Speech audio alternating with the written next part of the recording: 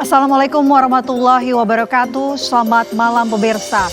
Tak hanya rumah-rumah warga yang luluh lantak, lebih dari 1.000 sekolah rusak parah akibat banjir bandang dan tanah longsor di 3 provinsi di Sumatera.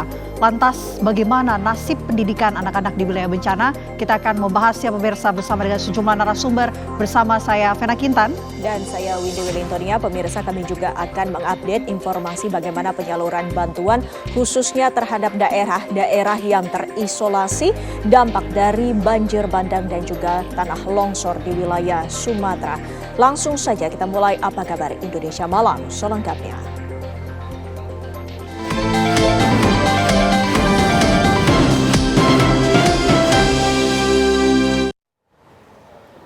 Kita awali Apa Kabar Indonesia Malam dengan informasi pertama. Pemirsa, Presiden Prabowo Subianto melepas langsung para atlet kontingen menuju perhelatan di SEA Games di Thailand. Pelepasan rombongan atlet ini dilaksanakan di Istana Kepresidenan Jakarta. Presiden Republik Indonesia Prabowo Subianto melepas kontingen Indonesia menuju SEA Games ke-33 Thailand di Istana Negara. Dalam acara pelepasan tersebut, Presiden Prabowo memberikan dukungan kepada para atlet yang akan bertanding. Presiden mengatakan putra dan putri bangsa yang akan membawa kehormatan bangsa Indonesia ke panggung dunia. Presiden meminta para kontingen untuk memberikan hasil terbaik. Diketahui ajang SEA Games akan resmi digelar pada 9 hingga 20 Desember 2025. Target yang diusung tim Merah Putih adalah lebih dari 80 emas dengan proyeksi finish di peringkat ketiga klasemen medali. Presiden Prabowo juga menambahkan meskipun Indonesia dalam kondisi berduka karena bencana di Sumatera, harus tetap semangat bertanding. Sebelumnya, kontingen Indonesia di SEA Games 2025 dikukuhkan di Wisma Kemenpora pada Jumat siang oleh Ketua Umum Komite Olimpiade Indonesia, Raja Sabta Oktohari. Acara pengukuhan disaksikan langsung oleh Menteri Pemuda dan Olahraga, Erick Thohir.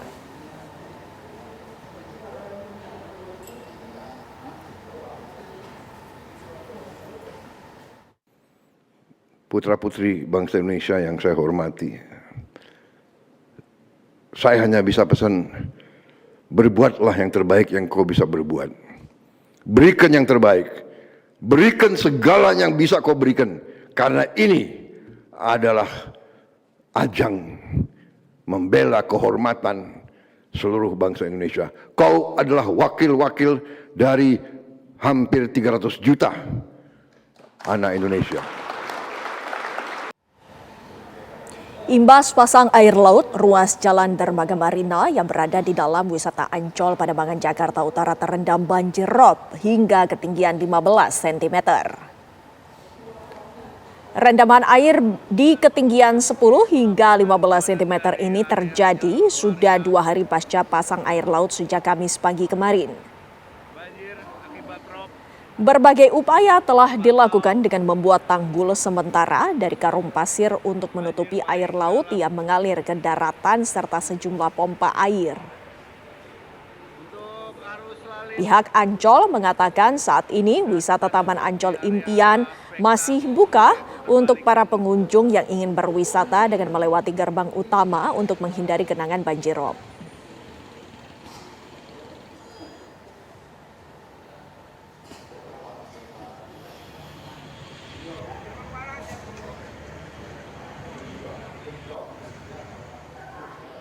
Setelah menempuh perjalanan panjang selama 4 hari, akhirnya seorang warga Aceh Tenggara bernama Syukur Selamat berhasil menembus akses yang tertutup longsor. Hati-hati Ra, kayu. Sejak 28 November 2025 lalu, Syukur sempat hilang kontak dan termasuk daftar pencarian orang hilang. Syukur Selamat, Kepala Badan Pengelolaan Keuangan Daerah Kabupaten Aceh Tenggara, menceritakan kisahnya selama 4 hari menembus lokasi bencana di Desa Ise-Ise, Kecamatan Linge, Aceh Tengah. Sepanjang perjalanan, ia melewati jalan-jalan yang sudah rusak dan digenangi oleh air. Syukur tidak sendiri. Beberapa orang ikut serta bersamanya untuk keluar dari lokasi bencana dari Aceh Tengah menuju Gayo Luwes hingga ke Aceh Tenggara. Kita harus optimis dalam hidup. Pertama dari isi-isi sampai ke Pantai Cuaca itu memang total tidak ada kendaraan apapun ya, dan tidak ada memang rumah penduduk, dan kita melewati jurang-jurang dan juga longsor-longsor yang menutupi badan jalan dan berlumpur. Kemudian dari Pantai Cuaca sampai ke Gayo Luwes ya, itu kita menghadapi daerah-daerah yang memang putus jalan karena memang banjir bandang ya, yang terjadi terutama di daerah Rikit ya, dari Pantai Cuaca sampai ke Rikit itu memang ada badan jalan yang terputus dan tertimbun oleh lumpur-lumpur, sehingga untuk sampai lewat kita itu harus berjalan kaki ya, untuk titik-titik yang memang dihantam oleh banjir bandang. Sapar sudah mulai kelelahan. Tidak mudah menembus lokasi bencana. Perbekalan yang minim dan kondisi jalan yang rusak menjadikan perjalanan lebih berat.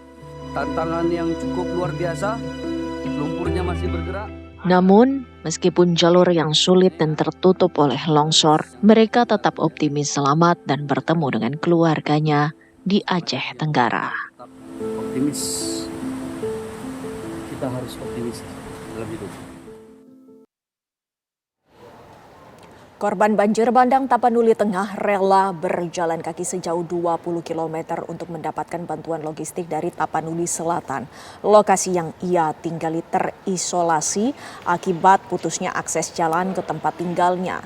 Banjir bandang akibat meluapnya Sungai Garoga yang membawa material kayu memutus akses jalan yang menghubungkan Kabupaten Tapanuli Selatan menuju Kabupaten Tapanuli Tengah. Di sejumlah daerah Kabupaten Tapanuli Tengah pun terisolasi. Warga pun terpaksa berjalan kaki sejauh 20 km guna mendapatkan bantuan beras dan kebutuhan sembako lainnya. Warga terpaksa memanggul satu sak beras seberat 50 kg menempuh perjalanan sekitar 20 km menuju ke kampung halamannya yang berada di Kabupaten Tapanuli Tengah. Mereka terpaksa menjemput bantuan dari Kabupaten Tapanuli Selatan lantaran daerah tersebut merupakan daerah yang terdekat dan hingga saat ini warga Kabupaten Tapanuli Tengah masih belum mendapatkan bantuan karena sejumlah akses dari kota Sibolga menuju ke Tapanuli Tengah tertutup material tanah longsor.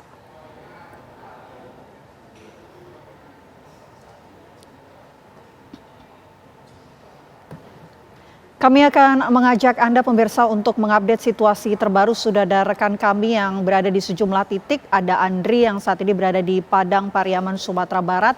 Selanjutnya juga ada rekan kami Saiful yang berada di Aceh Utara, Aceh. Kita terlebih dahulu menuju Andri di Padang Pariaman. Andri, bagaimana kondisi saat ini di sana?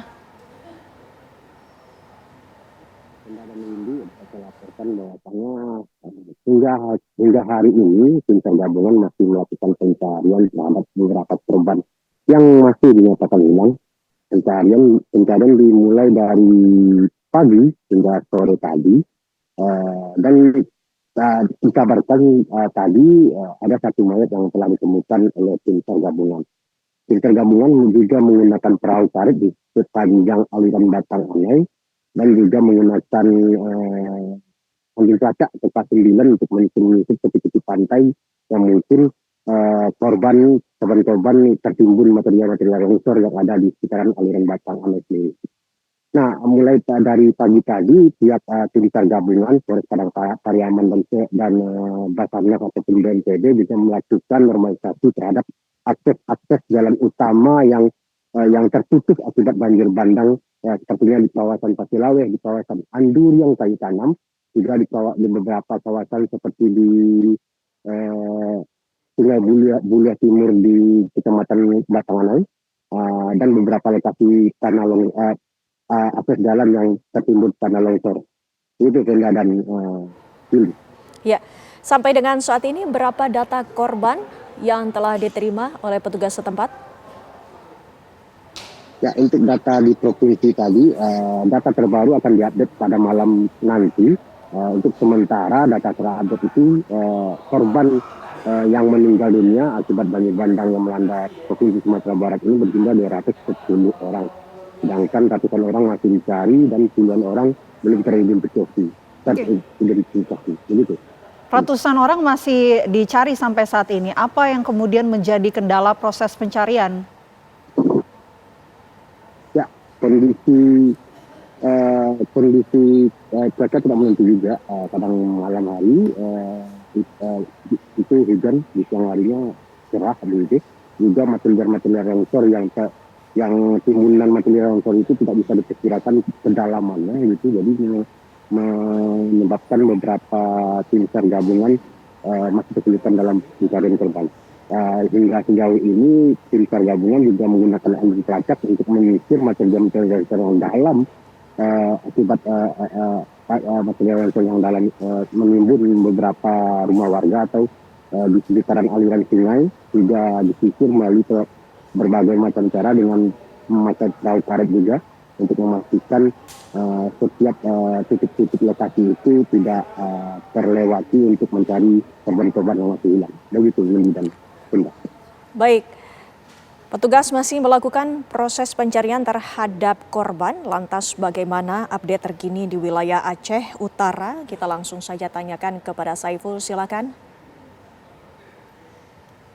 Ya, selamat sore pemirsa dan Windy di studio.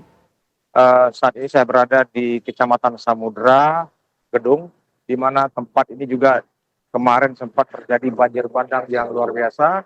Dan kita lihat toko-toko di sini masih belum tertutup, ya, masih tertutup, belum terbuka. Dan yang perlu kita ketahui pada hari ini, sejumlah tempat yang selama ini terisolir, ini sudah mulai ada yang tempat sudah bisa dimasuk wilayah tersebut. Misalnya seperti di kawasan Langkahan misalnya. Di sana itu ada kampung yang namanya Rumoh Rayu, itu tinggal 8 rumah lagi yang tinggal di tempat tersebut. Dan ada juga di kawasan Cilintreng, dari ratusan rumah yang sebelumnya ramai di situ, kini tinggal hanya 5 rumah. Juga di saat ini ada satu tempat yang masih sulit dilalui, adalah di kawasan Gedumba, yang katanya jembatan di situ ambles waktu terjadinya banjir bandang pada saat itu. Demikian ini. Baik, terima kasih Saiful atas laporan Anda langsung dari Aceh. Sebelumnya juga Andri dari Padang Pariaman. Terima kasih rekan-rekan, tetap jaga keselamatan Anda. Dan pemirsa, kami jeda terlebih dahulu. Usai jeda, Apa Kabar Indonesia Malam akan kembali untuk Anda. Kami akan hadirkan salah satu informasi Presiden Prabowo Subianto mengancam bakal membekukan bea cukai bila tak segera membenahi kinerjanya. Informasi selengkapnya untuk Anda sesaat lagi dalam segmen Ulas Utas. Partai Golkar memperingati puncak hari ulang tahun ke-61 tahun dengan mengagendakan doa bersama serentak yang mengambil tempat di Gelora Bung Karno. Kita bergabung dengan rekan Yasmin Rahmadi yang akan mengabarkannya berikut ini. Silakan Yasmin. Ya, selamat malam Windy dan juga pemirsa. Benar sekali bahwa pada malam hari ini akan digelar acara puncak dari HUT Golkar ke-61, di mana acara ini digelar, tempat kami mengabarkan saat ini adalah di Istora Senayan, Jakarta Pusat. Salah satu rangkaian acara yang cukup menarik pemirsa adalah pada malam hari ini juga akan digelar acara doa bersama dan juga istighosah kepada korban bencana alam yang terdapat di Pulau Sumatera. Dan untuk mengetahui lebih lanjut mengenai rangkaian acara pada malam hari ini, kita sudah bergabung dengan Bapak Erik Hermawan selaku Ketua Panitia Pelaksana HUT Golkar ke-61. Selamat malam Pak Erik. Selamat malam Mbak Yasmin. Pak Erik, mungkin pertama-tama bisa dijelaskan terlebih dahulu rangkaian acara pada malam hari ini ada apa saja Pak? Karena kabarnya juga ada doa bersama dan juga istighosah begitu ya Pak untuk korban bencana alam. Bisa dijelaskan Pak? Baik, terima kasih Mbak Yasmin. Jadi pada malam ini kami Partai Golkar melakukan rangkaian terakhir daripada HUT Golkar yang ke-61. Pada malam ini dihadiri oleh 11.000 orang dengan Pak Presiden untuk berdoa bersama dengan tema doa untuk bangsa, merajut kebersamaan, membangun Indonesia maju. Dengan digelarnya doa bersama pada malam hari ini, apa Pak harapannya untuk korban bencana alam yang menimpa Pulau Sumatera pada saat ini Pak? Iya Mbak Yasmin, jadi Partai Golkar adalah partai yang paling peka untuk rakyat, di mana Kami dalam ulang tahun ini hanya melakukan istighosah, berdoa bersama, dan kemanusiaan terhadap rakyat, terutama untuk rakyat kita, masyarakat kita yang mengalami bencana, baik di Sibolga, di Tapanuli, maupun di Sumatera Utara, sampai di Sumbar. Tentunya itu doa kita bersama ya Pak, agar Pulau Sumatera ini bisa segera pulih kembali. Di ulang tahun ke-61 Golkar ini Pak, mungkin ada harapan tertentu yang akan diusung oleh Partai Golkar untuk setahun ke depannya Pak?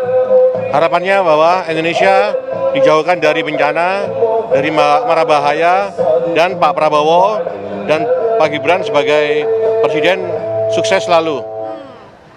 Selain doa bersama dan juga istighosah, rangkaian acara apa lagi Pak yang akan digelar pada malam hari ini di Istora Senayan?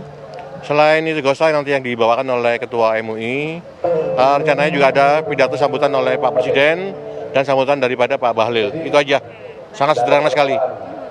Untuk tamu ini diestimasikan ada berapa Pak dan dari mana saja Pak? Adapun tamu terdiri daripada ada dari Pak Presiden bersama Pak Menteri, bersama dengan beberapa pejabat negara penting dan anggota Golkar yang jumlahnya hampir 11.000. Baik, terima kasih banyak Pak Erick Hermawan. Tentunya kita berharap pada malam hari ini acara bisa berjalan lancar begitu ya Pak. Terima kasih banyak. Ya pemirsa, demikianlah perbincangan kami dengan Bapak Erick Hermawan, di mana sekali lagi tentunya acara puncak dari HUT Golkar ke-61 ini sebentar lagi akan digelar nanti pada pukul 19 waktu Indonesia Barat, tentunya dengan dinyanyikannya lagu Indonesia Raya dan juga Mars Golkar. Kita akan terus tunggu bersama, Windy juga pemirsa, acara dimulai sesaat lagi. Untuk sementara itu kami kembalikan ke studio. Windy Wellington ya. Baik, terima kasih Jasmine Ramadi atas laporan Anda langsung dari HUT Partai Golkar ke-61 di Istora Senayan, Jakarta. Pemirsa, Presiden Prabowo Subianto mengancam bakal membekukan bea cukai bila kemudian ini tak segera membenahi kinerjanya. Institusi yang dipimpin oleh Jaka Budi Utama ini juga diberi waktu sekitar 1 tahun untuk melakukan perbaikan internal secara menyeluruh. Lantas bagaimana strategi bea cukai agar tidak dibekukan? Benarkah ancaman ini menjadi solusi jitu memberangus praktik penyelundupan yang mengancam industri dalam negeri?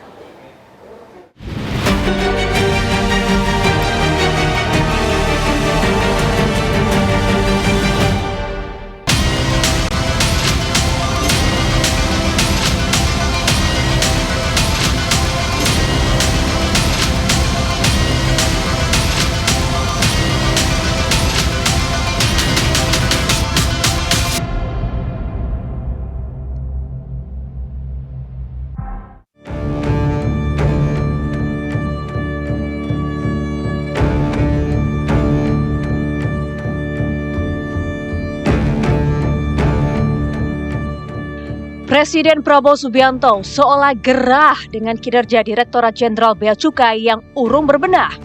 Institusi yang dipimpin oleh Jaka Budi Utama itu bahkan terancam dibekukan bila tak segera memperbaiki kinerja dan citranya di mata publik. Ultimatum Prabowo terhadap Ditjen Bea Cukai mendepuk beragam spekulasi. Ada apa di balik peringatan keras kepala negara? Benarkah lantaran praktik penyelundupan yang merajalela dan kian mengancam industri dalam negeri? Yang perlu diperbaiki adalah persepsi masyarakat, opini masyarakat tentang adanya negosiasi di oknum-oknum tertentu di jalur-jalur ekspor maupun jalur-jalur impor. Nah, ini yang barangkali perlu benar-benar dituntaskan. Bea cukai ini ditengarai sudah lama masyarakat mengeluhkan banyaknya barang-barang ataupun produk-produk luar negeri yang masuk ke Indonesia secara ilegal. Ancaman Presiden Prabowo Subianto melucuti kewenangan bea cukai bukan muncul tanpa sebab. Lembaga pemerintahan di bawah Kementerian Keuangan itu memiliki sejumlah rekam jejak buruk, mulai dari kasus dugaan korupsi, permainan data ekspor-impor, banjir barang ilegal, hingga kualitas layanan publik yang dinilai masih jauh dari harapan. Pada April 2025 lalu, Prabowo sempat melayangkan peringatan keras kepada Ditjen Bea Cukai. Kepala negara menyoroti maraknya rente impor yang menyusahkan pengusaha dan rakyat. Barang impor ilegal masuk dengan mudah ke tanah air, sementara pengusaha kecil dan rakyat sendiri harus mengalami prosedur yang berbelit dan mengada-ada. Bea cukai harus beres, jangan macam-macam lagi, cari prosedur yang mengada-ada, memperlama-lama gitu. Sudah lama kita jadi orang Indonesia, ya kan? Ini saya minta bertanggung jawab. Saya sudah berkali-kali bicara sama semua pejabat-pejabat itu. Kita perbaiki kondisi rakyat kita, banyak yang masih susah. Jangan ikut praktek-praktek yang justru akan membunuh rakyat kita sendiri. Ini saya kasih peringatan, berkali-kali akan saya nanti akan saya kasih perhatian khusus untuk masalah bea cukai dan masalah semua bentuk penyelundupan. 7 bulan berlalu, Presiden menilai tidak ada perubahan signifikan di Ditjen Bea Cukai. Kebocoran anggaran ekspor impor masih terus terjadi, hingga berpotensi menggerus kepercayaan publik terhadap pemerintah. Menteri Keuangan Purubaya Yudisadewa pun mengaku telah mengingatkan jajaran anak buahnya untuk segera berbenah.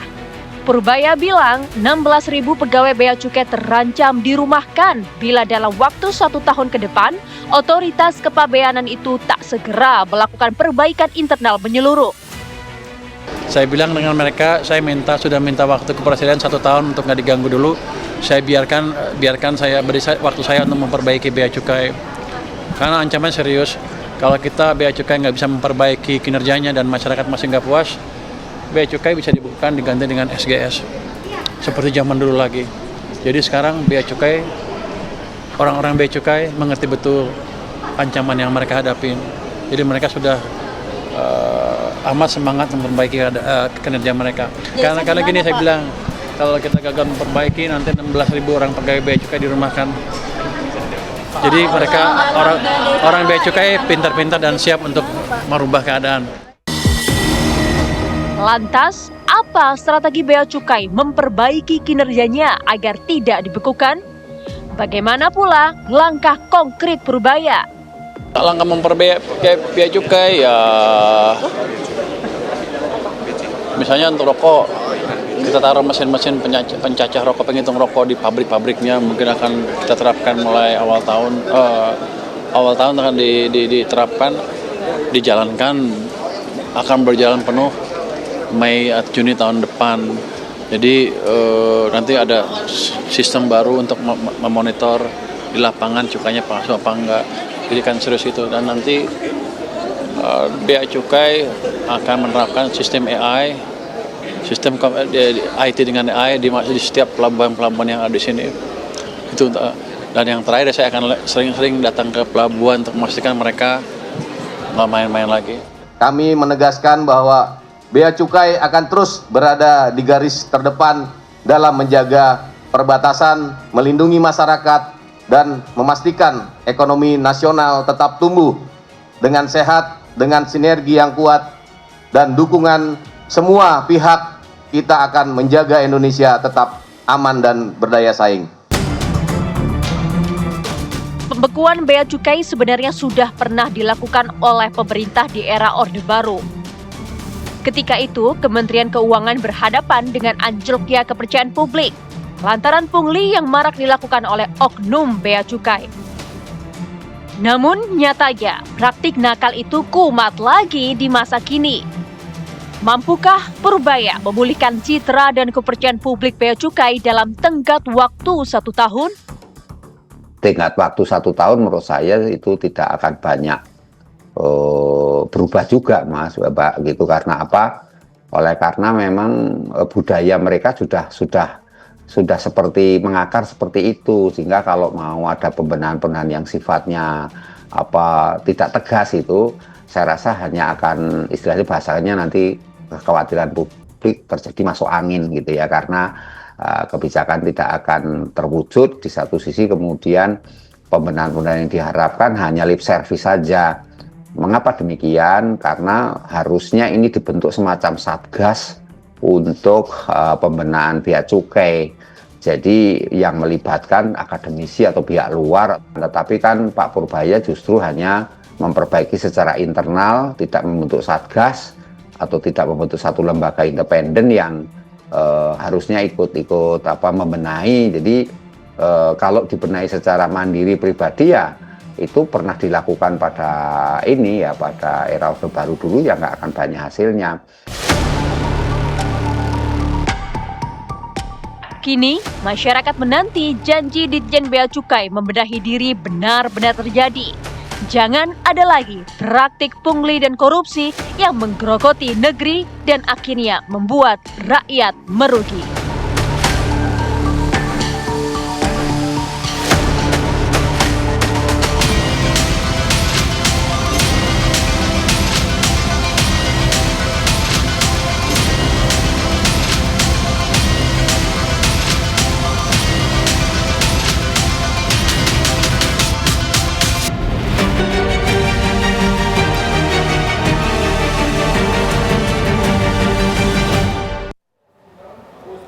Lebih dari sekolah rusak akibat bencana di Sumatera, pemirsa. Lalu bagaimana nasib pendidikan anak-anak di wilayah bencana? Kami akan membahasnya bersama dengan sejumlah narasumber untuk Anda di Apa Kabar Indonesia Malam. Sesaat lagi, tetaplah bersama kami.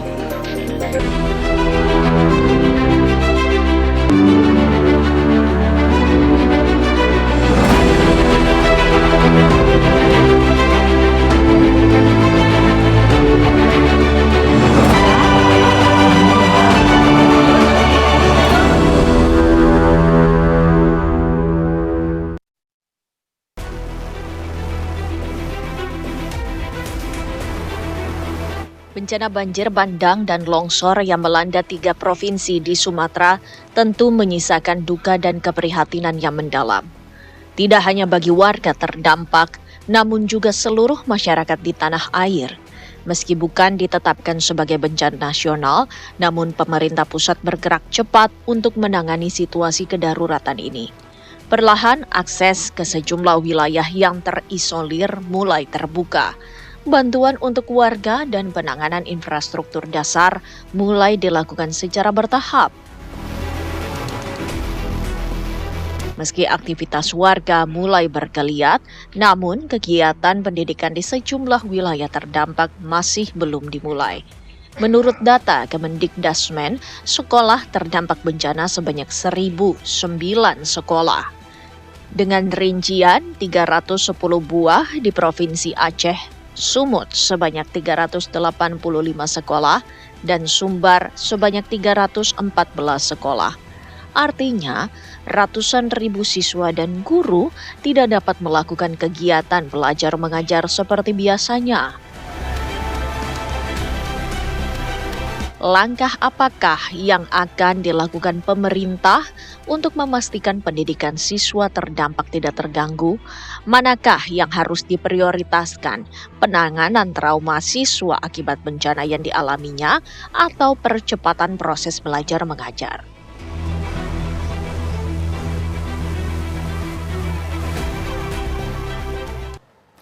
Kita akan langsung membahasnya pemirsa bersama dengan sejumlah narasumber. Saya akan perkenalkan untuk Anda yang sudah hadir bersama saya di Studio TV One. Yang pertama di sebelah kanan saya sudah ada Bapak Danardi Sosrosumiharjo, psikiater. Selamat malam Pak Danardi. Selamat malam Mbak Fena. Sehat Pak? Alhamdulillah. Selain Pak Danardi juga kami hadirkan ada Pak Jejen Musfah, pengamat pendidikan dari UNJ. Selamat malam Pak Jejen. Selamat malam Mbak Fena, dari Sehat? UIN. Dari UIN, mohon maaf Pak. Oke, baik. Selain dua narasumber yang sudah hadir di studio, pemirsa, kami juga sudah terhubung melalui sambungan virtual Zoom. Ada Pak Hadrian Irvani, Wakil Ketua Komisi 10. Selamat malam Pak Hadrian. Selamat malam Mbak Pena, Assalamualaikum. Waalaikumsalam warahmatullahi wabarakatuh. Saya terlebih dahulu mau menuju Komisi 10. Pak Hadrian, Pak, ini kalau kita lihat data terakhir dari Kemendikdasmen, ada lebih dari 1.000 Pak, 1.009 sekolah rusak parah terdampak akibat bencana di Sumatera begitu. Sejauh ini data yang sudah diterima oleh Komisi 10 DPR seperti apa Pak, dan bagaimana merespon kejadian mengenai hal ini Pak? Baik Mbak Pena, jadi yang ingin saya sampaikan pertama, data yang kami terima per tanggal 4 Desember kemarin. Jadi kalau data yang disampaikan oleh TP1 sekitar 1.009 ya. Nah, sementara kami menerima data dari Kementerian Pendidikan Dasar dan Menengah adalah sejumlah 2.185 satuan pendidikan. Jadi mulai dari PAUD, SD, SMP, SMA. Nah, itu tergabung di dalam 3 provinsi, yaitu Aceh, Sumatera Utara, Sumatera Barat. Kemudian peserta didik yang terdampak oleh bencana ini adalah 180.717 siswa atau peserta didik. Kemudian guru-guru kita juga terdampak ada 17.049 guru. Ini data per tanggal 4 Desember kemarin. Nah, hari ini kami meminta kepada Kementerian Pendidikan Dasar dan Menengah untuk memetakan kembali, melakukan pendataan lagi berapa fasilitas sekolah kita, berapa siswa-siswi kita, dan berapa guru-guru kita yang terdampak di 3 provinsi yang saya sebutkan tadi. Nah, oleh sebab itu, setelah melakukan itu, tentu kami mendorong untuk dilakukan percepatan rehabilitasi sekolah-sekolah yang terdampak bencana. Kemudian yang kedua tentunya adalah penyediaan sekolah sementara. Ini menjadi penting. Jangan sampai proses belajar mengajar atau hak pendidikan dari siswa-siswi kita atau putra-putri kita, anak bangsa yang hari ini sedang dilanda bencana di 3 provinsi tersebut menjadi terputus. Kemudian penyaluran bantuan khusus bagi siswa-siswi kita yang terdampak, bagi guru-guru kita yang terdampak juga perlu dilakukan. Nah, 3 hal itulah yang hari ini sedang kami komunikasikan, sedang kami koordinasikan dengan Menteri Pendidikan Dasar dan Menengah. Insya Allah rencana hari Senin kami akan bertemu Komisi 10 bersama dengan Menteri Pendidikan Dasar dan Menengah untuk bersama-sama memikirkan solusi gerak cepat, langkah-langkah yang sudah dilakukan. Bahkan hari ini dan beberapa hari yang lalu, sebenarnya teman-teman Dikdasmen sudah meluncur ke lokasi-lokasi termasuk Pak Menteri. Saya dapat informasi kemarin beliau di Agam turun dan teman-teman Eselon 1 juga turun. Nah, prinsipnya kami mendorong percepatan-percepatan ini tetap dilakukan dalam rangka pertama itu tadi. Jadi menormalisasi hak-hak pendidikan yang seharusnya diterima oleh putra-putri kita. Nah, selain itu tentu seiring dengan hal-hal tersebut berjalan, maka kami juga berharap agar trauma healing juga perlu dilakukan agar putra-putri kita, siswa-siswi yang terdampak, kemudian guru-guru yang terdampak juga bisa siap untuk melanjutkan hak-hak pendidikan dan melanjutkan proses belajar mengajar yang ada di sana. Demikian Mbak Pena. Oke, baik. Saya mau langsung beralih ke Pak Jejen kalau begitu. Pak Jejen, ini kalau data terbaru yang dipegang oleh Komisi 10 ternyata lebih banyak lagi ya sekolah-sekolah yang terdampak, datanya ini dari PAUD kemudian sampai dengan sekolah menengah ke atas. Kalau dari Anda pengamat pendidikan melihat banyaknya sekolah, 2.000-an sekolah ini terdampak, apa yang harus didorong terlebih dahulu, Pak Jejen? Ya,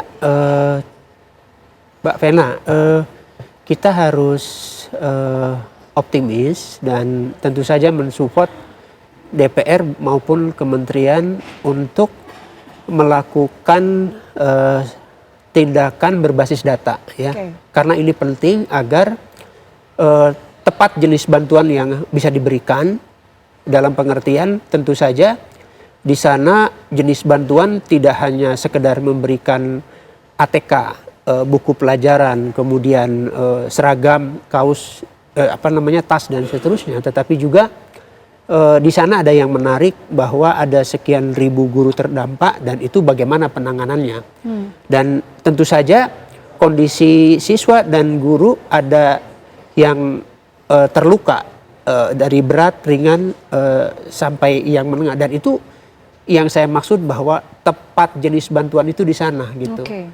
Nah, tadi disebutkan bahwa ada sekolah darurat, tenda darurat dan lain sebagainya. Tapi juga berbasis data itu penting agar terbayang juga misalnya selain guru dan bantuan bersifat fisik tadi, kita juga yakin bahwa anak-anak kita tuh membutuhkan juga bantuan non fisik. Dalam hal ini adalah nanti yang versi trauma healing ini. Di samping itu kita juga ingin tepat jumlah, karena saya yakin sebagai pengamat bahwa ini tidak cukup dibebankan kepada pemerintah. Dan saya percaya bahwa masyarakat juga LSM dan non-government termasuk industri itu akan terlibat di dalam konteks penanganan bencana ini gitu. Baik dalam bentuk pembangunan kembali sekolah, trauma healing, bantuan fisik dan non-fisik gitu. Karena saya sepakat sama tadi kita bicara bahwa di samping pemenuhan hak belajar, tapi juga yang tidak kalah penting adalah hak anak untuk agar mereka tidak trauma, membekas terlalu dalam begitu. Nah, dalam konteks ini kita harus apresiasi gerak cepat dari pemerintah dan DPR dalam mengumpulkan data, karena kebijakan yang diambil berbasis data itu akan efektif gitu, dan itu kata kuncinya adalah berbasis data. Baik, tadi sudah disinggung oleh Pak Jejen mengenai trauma healing. Ini salah satu hal yang penting, aspek yang harus diperhatikan agar para korban bencana, terutama anak-anak ini yang masih masih membutuhkan pendidikan di sekolah ini bisa mendapatkan yang namanya trauma healing. Nanti mungkin bisa direspon langsung oleh psikiater, tapi kami jeda terlebih dahulu, Pak. Apa kabar Indonesia Malam akan kembali untuk Anda pemirsa, sesaat lagi tetaplah bersama kami.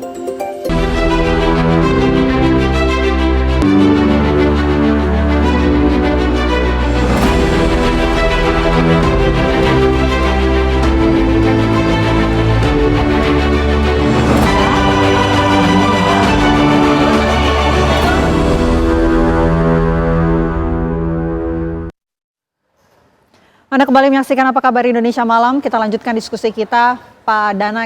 Kalau kita bicara soal trauma healing ya, trauma healing seperti apa sih yang harusnya didapatkan oleh para korban bencana Sumatera ini? Jadi kalau berbicara trauma healing, kalau mencoba menggunakan referensi waktu tsunami dulu, betul tadi seperti Pak Jejen bahwa kita perlu data, kita perlu informasi.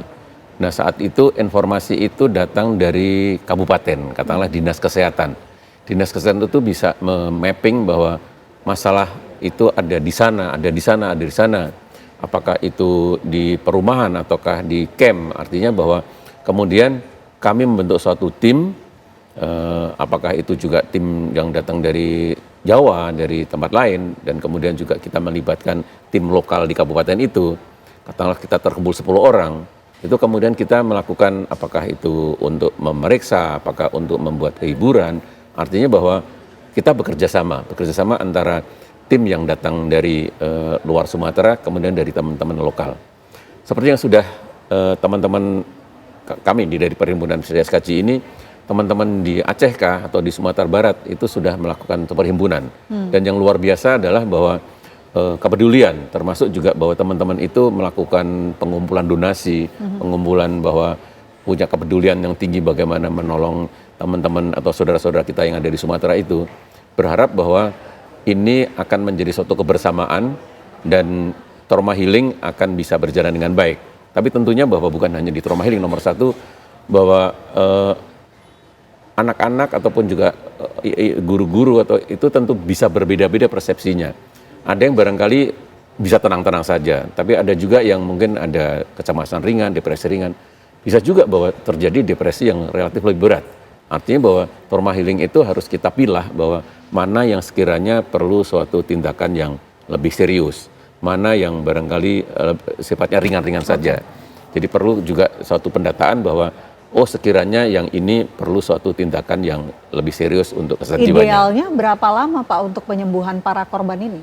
Kalau berbicara secara medis bahwa bentuk untuk kemampuan orang beradaptasi itu diberi jarak antara 3 bulan sampai 6 bulan. Berharap manusia itu punya kemampuan coping mechanism, punya mekanisme defense bahwa 3 bulan atau mungkin kurang 3 bulan itu sudah melakukan suatu penyesuaian. Kalaupun agak melambat sampai 6 bulan itu masih kita golongkan normal. Jadi seseorang itu sebenarnya punya daya tahan, punya daya penyeimbang yang kita hidupkan lagi bahwa sesuatu yang terjadi ini harus kita terima dan kita tidak perlu protes berlebihan dan kita bisa menerima dan kemudian next kita buat sesuatu yang lebih sehat. Oke, tapi kalau bicara soal dampak psikologis dari bencana ini, sebetulnya apa saja sih yang bisa menjadi ciri-ciri ataupun dampak psikologis yang bisa dirasakan oleh para korban ini? Ya, tentu kalau kondisi seperti ini kan namanya trauma, stres pasca trauma. Itu biasanya bentuk-bentuk apakah menjadi kecemasan, menjadi susah tidur, menjadi ada seperti gambaran seperti orang fobia, itu bisa muncul seperti itu. Dan itu katakanlah teman-teman apakah itu para psikiater atau teman-teman clinical psychologist atau juga teman-teman perawat jiwa tentu sudah punya modalitas untuk memberikan suatu terapi. Baik itu terapi yang berbentuk behavior, memberikan suatu penghiburan, membentuk suatu bentuk permainan, atau juga kalau memang perlu dengan pemberian obat pun, dengan obat-obat ringan juga bisa kita berikan. Oke, baik. Saya mau kembali ke Komisi 10 DPR, Pak Hadrian. Pak Hadrian, ke depan apa yang akan dilakukan DPR dan juga berkolaborasi dengan pemerintah untuk memastikan bahwa para korban ini bisa mendapatkan hak pendidikannya dengan kondisi lingkungan yang baik, Pak, termasuk juga mendapatkan trauma healing seperti yang tadi disebutkan? Ya, jadi pertama yang ingin kami sampaikan juga bahwa negara harus hadir. Dan hari ini sudah dibuktikan bahwa Kementerian Pendidikan Dasar dan Menengah sudah langsung melakukan pemetaan pasca kejadian di 3 provinsi tersebut. Data yang sudah terkumpul hari ini data sementara. Nah, ini kami sedang minta per hari ini apakah ada data tambahan terkait dengan satuan pendidikan yang terdampak, kemudian siswa-siswi kita yang terdampak, dan begitu juga guru-guru kita. Nah, saya punya data Mbak Pena, ini terkait dengan bantuan-bantuan yang sudah diberikan. Ada 10.200 school kit, jadi perlengkapan sekolah, ini untuk membuktikan bahwa negara hadir. Kemudian 131 ruang kelas darurat. Nah, ini sementara untuk memenuhi hak-hak dasar pendidikan, bahwa bencana boleh terjadi tetapi pendidikan tidak boleh putus. Kemudian 400 family kit. Nah, ini bisa untuk keluarga dari siswa-siswi tersebut termasuk guru-guru kita. Ada juga kita memastikan bahwa 50.000 buku teks dan non-teks yang sudah dipersiapkan dalam rangka keberlangsungan proses belajar mengajar. Kemudian bantuan operasional lainnya dan dukungan psikososial yang menjadi sangat dibutuhkan di hari-hari ke depan ini. Kemudian yang ingin kami sampaikan juga bahwa hari ini kita sedang melaksanakan revisi Undang-Undang Nomor 20 Tahun 2003. Nah, kami di dalam revisi tersebut juga memasukkan pelaksanaan atau layanan pendidikan untuk daerah khusus, baik 3T maupun daerah-daerah marginal, dan tentu bagi daerah-daerah yang terkena bencana. Agar apa? Agar kita harus pastikan betul tidak terjadi penelantaran. Kami ingin memastikan juga bahwa penanganan pendidikan, pelaksanaan pendidikan, proses belajar mengajar yang terjadi di daerah bencana betul-betul harus dilakukan dengan cepat, dengan segera, dan tentu berdasarkan dengan data-data seperti yang disampaikan oleh Mas Jejen tadi.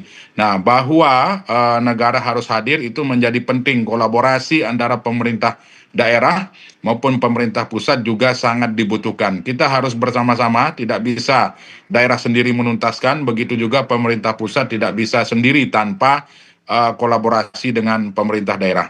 Kami di Komisi 10 ingin memastikan bahwa penanganan ini betul-betul cepat, betul-betul tepat sasaran. Nah, sehingga kami ingin memastikan juga bahwa siswa-siswi kita yang 180 ribuan tadi terdampak, termasuk 17-an ribu guru, bahkan mungkin akan bertambah, kami sedang menunggu datanya, ini betul-betul terfasilitasi, betul-betul tertangani dengan baik. Nah, oleh sebab itu nanti hari Senin, pada saat kami raker dengan Mendikdasmen, kami ingin memastikan hal-hal tersebut. Demikian, Mbak.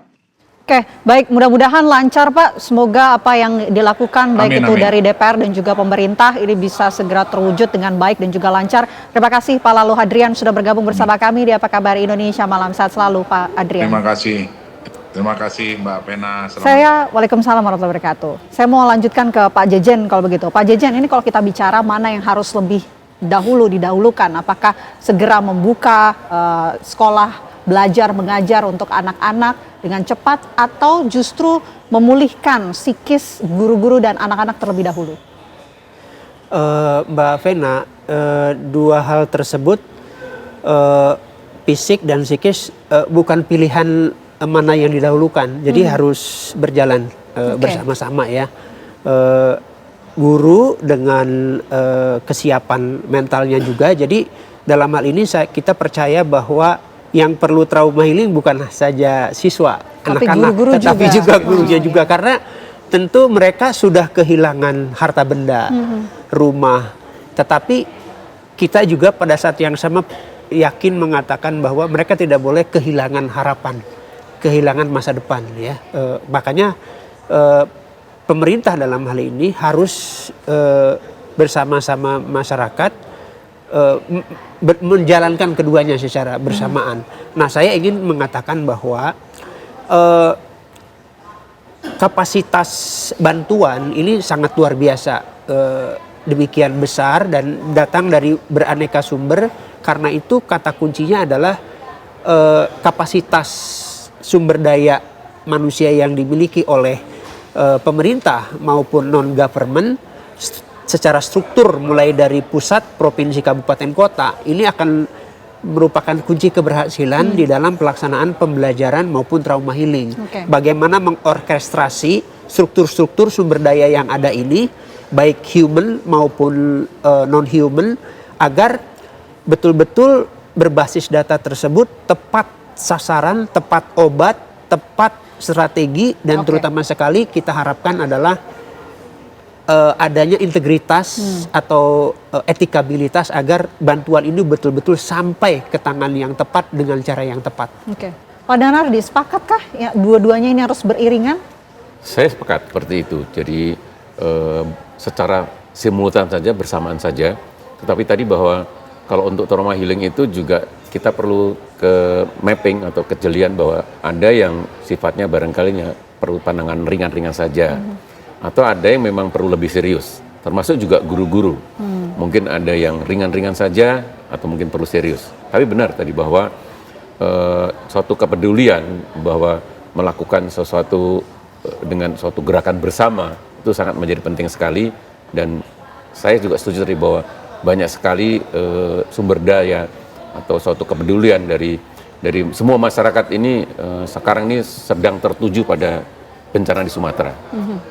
Yang menarik juga ingin kita bahas dengan adanya bencana ini kan ada ancaman learning loss ya dari kegiatan belajar mengajar. Bagaimana kemudian dampak dari learning loss ini nanti kita akan bahas usai jeda. Apa kabar Indonesia Malam akan kembali untuk Anda pemirsa sesaat lagi.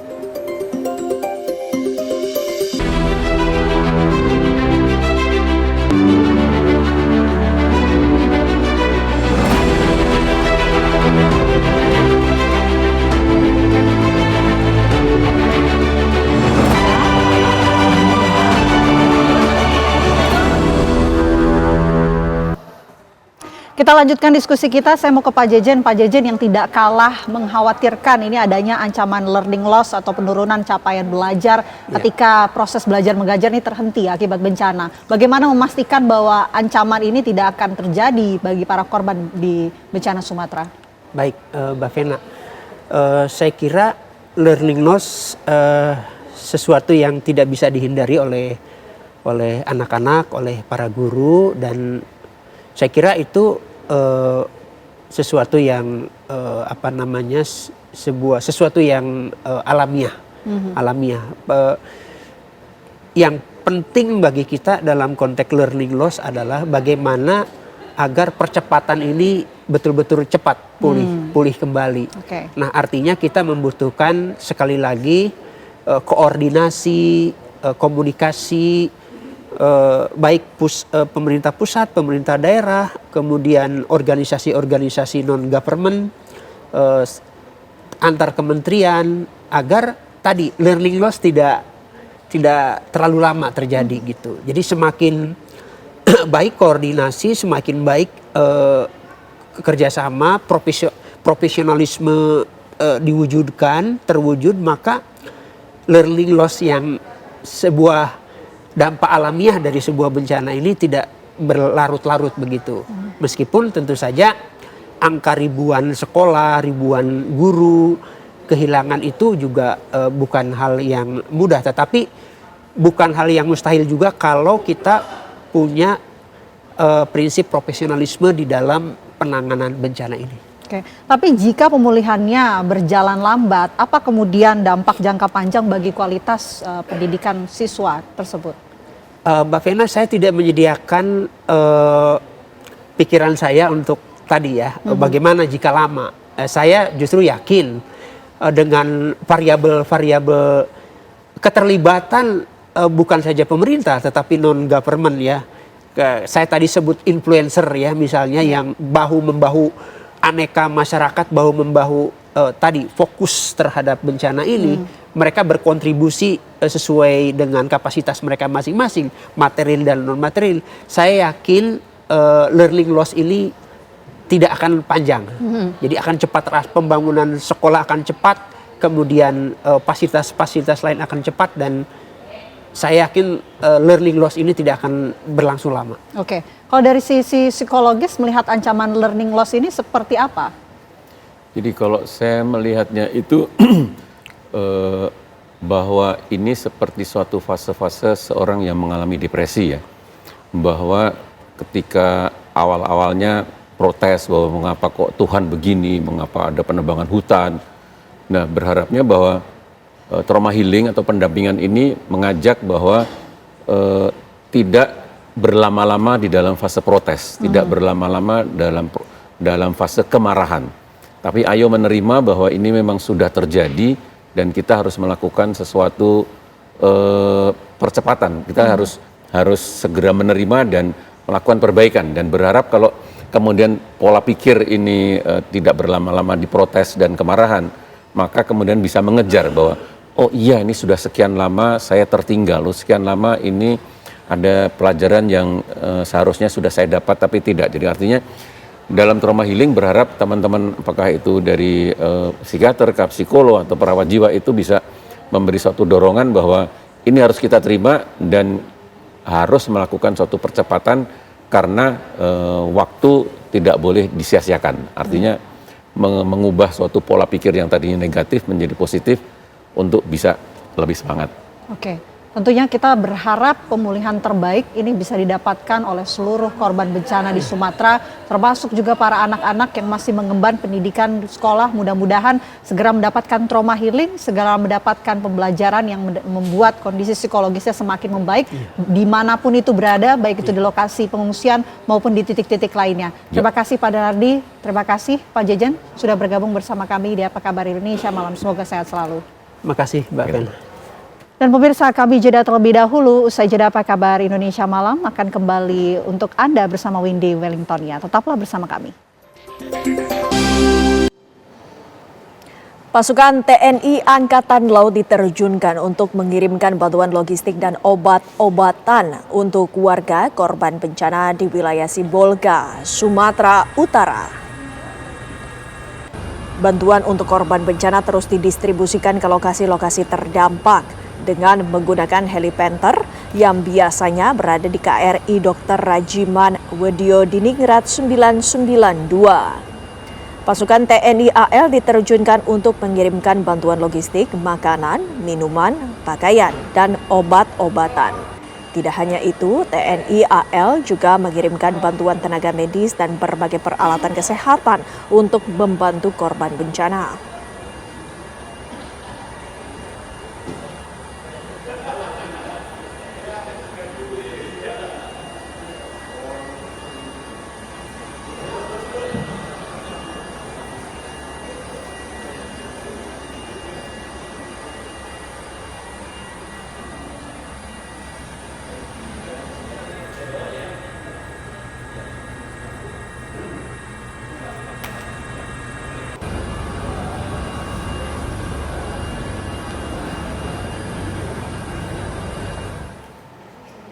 Salah satu daerah terisolasi di Kecamatan Langkahan kini mulai dapat dilalui dengan berjalan kaki. Daerah tersebut adalah Desa Alue, Krakaye, Tanjung Dalam, Meunasah Belang, Dusun Tanjung Selamat, dan Gedumbak.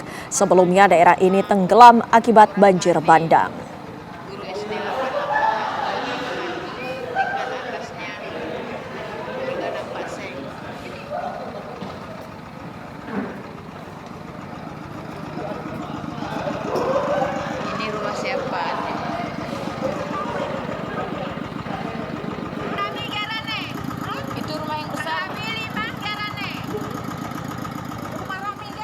Usai sudah Apa Kabar Indonesia Malam, saya Windy Welintoria pamit, selamat malam, sampai jumpa.